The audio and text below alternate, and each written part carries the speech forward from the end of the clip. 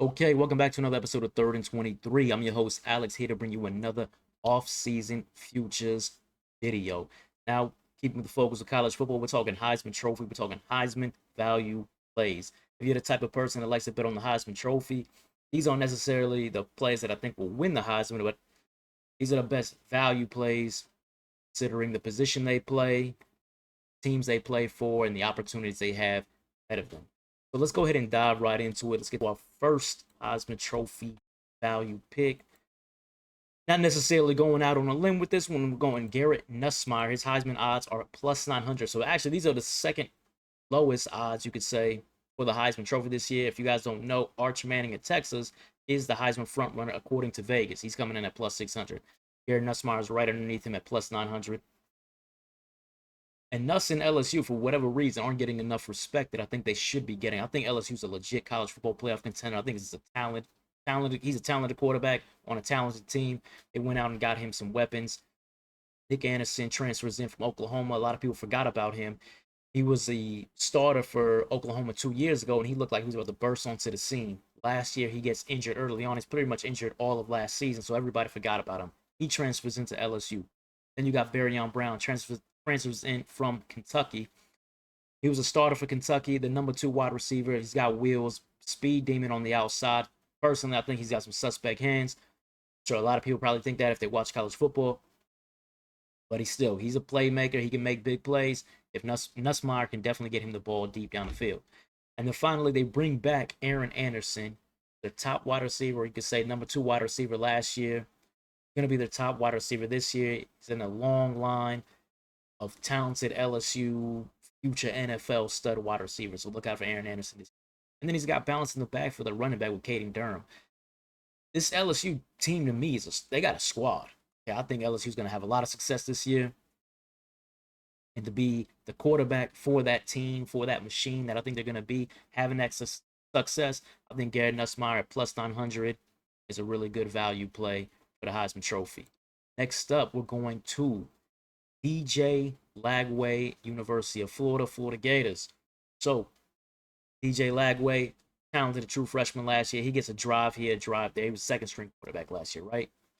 Starter goes down with an ACL injury somewhere around midseason. Lagway gets inserted into the starting lineup, and him and that offense and that team really took off.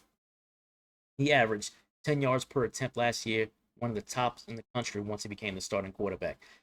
Dual threat upside. He's a dual threat quarterback that you didn't really see it last year because he had a hamstring injury and that negated some of his running ability. Coming into this season fully healthy. And then finally, by the way, his odds are coming in at plus 2,500, but they're kind of all over the place depending on what book you look at. But then finally, the showcase schedule. We're talking about Florida, so they're going to have a tough schedule, right? LSU, Miami, Georgia, Tennessee. Got a boatload of games, marquee games, nationally televised games with DJ Lagway is that guy. And if Florida is that team, he's going to have a lot of opportunities to put his Heisman stamp on this season. So at plus 2,500, I don't think Lagway is a bad play considering all of that. Now let's move on to the next quarterback, and we're talking Gunnar Stockton, Georgia. Now, also coming in at plus 2,500.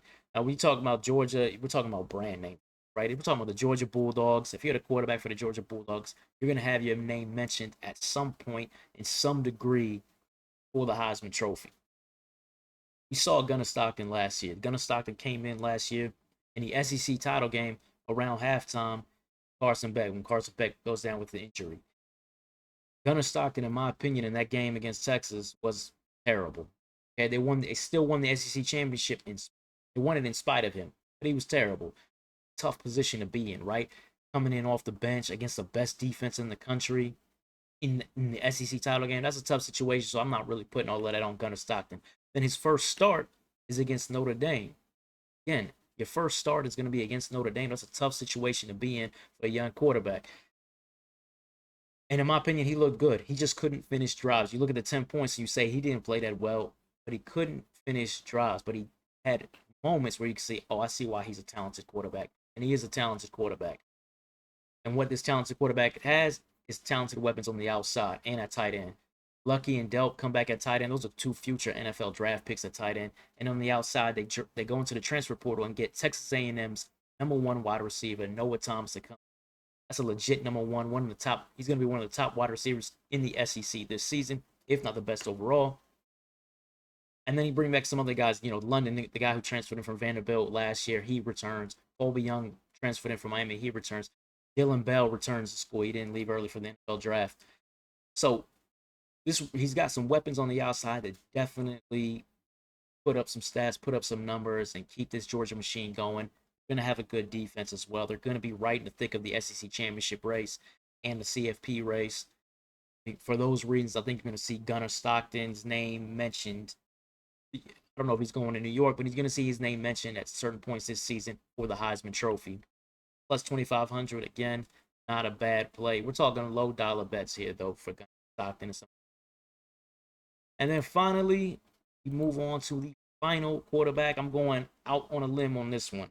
Again, we're talking value plays. We're talking Avery Johnson, plus 8,000, Kansas State. Plus 8,000 sounds way out of left field, I know. But Avery Johnson, you're talking about one of the best quarterbacks in a quarterback deep Big 12, right? A ton of those teams bring back their starting quarterback, and he's the best of the bunch in my opinion. The elite dual threat quarterback, probably the best rushing quarterback in the country. He had 3,300 yards and 32 touchdowns last season, total yards, total offense. And he got better as his passing got better as the season wore on. His rushing has always been there. His rushing is going to be there this season. With that improvement in passing, I think you're going to see that improvement in passing carry over into the 2025 football season. So you're going to see a boost in his stats. But you're also going to see is Kansas State opens the college football season this year in Dublin against Iowa State. There's no other games on that day. So everybody's going to be starving for football. Everybody's starving for college football. It's going to be the only game on. It's a huge spotlight game for Avery Johnson. If he can make a big splash, put up big numbers, have a massive game, which he has the capability to do, it's going to put him front and center on the Heisman Trophy map.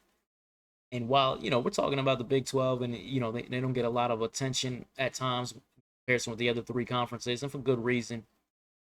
Dude, that you put on a big splash in that game, and you're going to have other, I think, ranked games you're going to see this season in the Big 12. Baylor brings back a lot of players. BYU, Texas Tech, Iowa State in the opener. There's a lot of teams that bring in back their starting quarterbacks and some talent.